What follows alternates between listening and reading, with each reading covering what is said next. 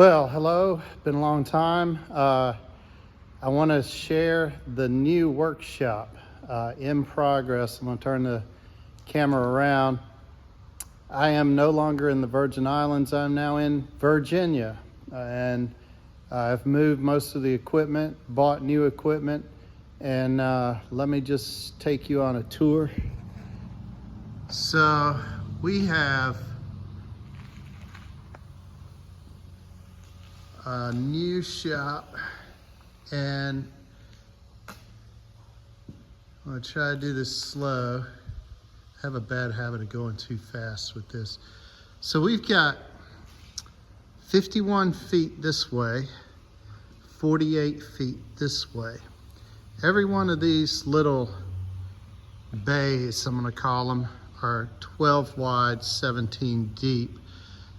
12 between the poles this way, 17 that way is what I'm saying. And this used to be a tobacco warehouse. I am hanging these lights here. I got 4 more to go along here.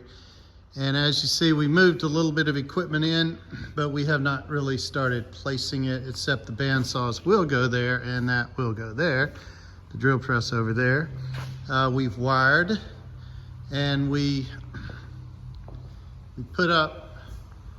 came in and we put up little tags on what amperage we need, and we got all the equipment coming in, brand new dust collector, brand new planer, and then over here, in addition to the 51 by 48, we've got a 12 by 17 office and design room. And as you see, we took one of these windows that had to come out and we turned it the other way and made a little window into the workshop, which obviously needs to be cleaned. There will be a sink on this wall. You see we're getting ready to rough in the plumbing. There'll be a sink here. It's over there. It's a stainless steel industrial sink. Now what I love, and this is a rented space, I love that this bay here, down the road, the landlord has said, I can clear this out and this can be an addition as well as this. So if we grow, then we have room to grow. And that was a big factor in us choosing this location. So I'll be doing some videos. This is the shop. Obviously the roll-up door goes out to just there's a parking lot and a road there, and we have to still install a ramp there. So I'm gonna turn this around. This is a cell phone video. This is not gonna be high quality. So I'm gonna be doing videos on setting up the workshop, setting up a woodworking business. This has always been a secondary business for me. Now it's gonna be full time.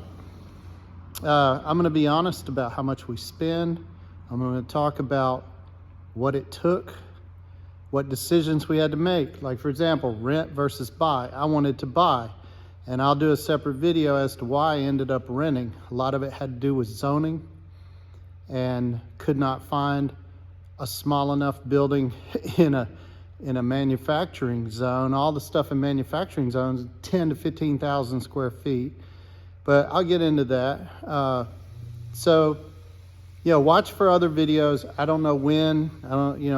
I'm just doing stuff as I can right now. Major focus is setting up this workshop. Let me show you something cool, by the way.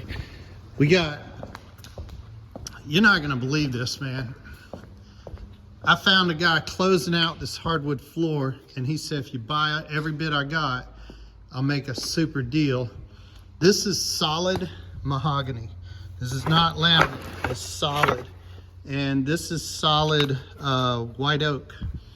And so we're gonna have, in these 2 bays, we're gonna have the mahogany. I really wanted the white oak for these, but he only had enough of the white oak to fill one bay, and he had enough of the mahogany to do two. So we're going to do mahogany here, and that's where the workbenches will be, and the white oak will go in there in the office. So you're going to be, right now you're going, oh, that's overkill mahogany. Get this. I got this for actually under $2 a square foot. Can you believe that? I mean, so this is all going to be workbench area, and that'll be mahogany, so if you drop a chisel it won't break. And I was blessed, man. I got a super deal. You could barely buy plywood for $2 a square foot, man, today.